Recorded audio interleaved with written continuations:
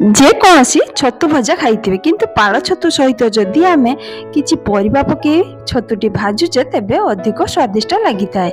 यही भजार आम जदि लुण लंकार परिमाण समान मात्रा दौचे तेबे तार स्वाद डबल आसी थाए।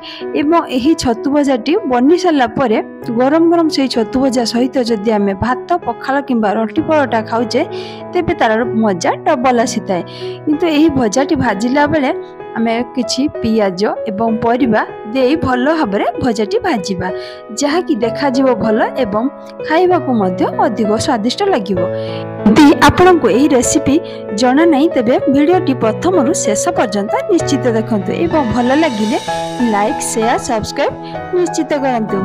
जय जगन्नाथ मिष्टी किचन को आपण मानकु बहुत बहुत स्वागत। आसंतु से छतु भजार रेसिपी को स्टार्ट करनबा। प्रथमे मु किछि पाळ छतु को किछि अंश रे भाजी नेछि कारण परिवा सहित मिसिले आउ किछि समय भाजी होबो तेणु अल्प मात्रा रे छतु को भाजीबा एवं पियाज को मध्य भाजिला बेले अल्प मात्रा रे भाजीबा। सेति पई मु किछि कुंदुरी को एभली काटिछि एवं आलू को मध्य चपा चढ़े एभली काटि नेछि। दुईटी पियाज को एभली काटि नेछि। एबे आसंतु गोटे कड़ाई बसै नबा। कड़ाई मध्य गरम हो गला सेतिरे किछि तेल दबा।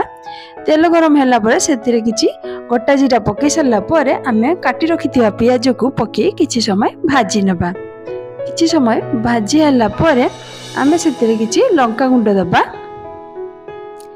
एवं जीरा गुंड मध्य सेतिरे किछि पकेबा।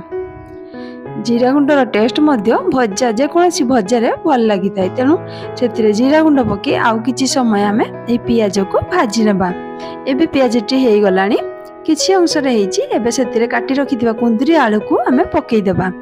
पकेई सारला परे परिमाण अनुसार सेतिरे किछि लूण देबा। किछि अंश रे गळै नै लूण देबा एवं हळदी किछि पकेई देबा। पकेई सारला परे आमे किछि समय एपट सेपट करि नबा जहा कि तार पानी अंशटी भल भाबरे सुखी जिवो। एबे देखंतु एई भली भाबरे एपट सेपट करि नै भाजी रखिथिबा छतु को मध्य आमे सेतिरे पकेई देबा। पकेई सारला परे आउ किछि समय आमे एपट सेपट करि भाजीबा जहा कि ता देहरे पानी अंश रहिबो नै।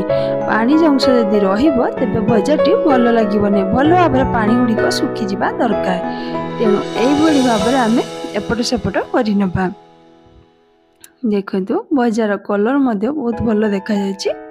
एबे आउ किछि समय आमे सेई भली भाबरे भाजीबा।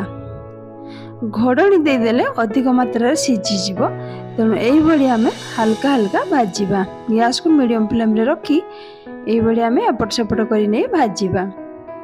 आपण माने चाहिले कि घोड़नी दे अल्प समय रखी परिबे किंतु घोड़नी देले अधिक सीझी जीवो टेस्ट मध्य लागिबो नै। एबे भलो भाबरे मोर भजाटी बनि गला। अन्य पात्र को काढी नबा।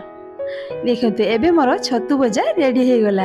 एई छतु भजा बनी सारला परे ताकू देखिले आपण मानकर भात पखाल खाया को बहुत इच्छा हबो। कहीं ना पाळ छतुर बास्ना मध्य बहुत बढ़िया। तेणु एई बड़ी भाबरे छतुरे भजाटे बनी सारला परे गरम भात किंबा पखाल सहित खांतु तार मजा डबल आसीबो। तेणु एई छतु को कहा जायछि जे सब छतु मध्य रे पाळ छतु ही रजा। जदि आपण माने केबे पाळ छतु पाउचंदी तेबे एई भली भाबरे परिबा पके भजाटे निश्चित बनातु एवं गरम भात पखाल सहित खांतु तार मजा नियंतु। केमिति लागुची कमेंट बॉक्स रे लिखि निश्चित जणांतु। वर्तमान पई रहुची पुणी आसीबी नया वीडियो नया रेसिपी। जय जगन्नाथ।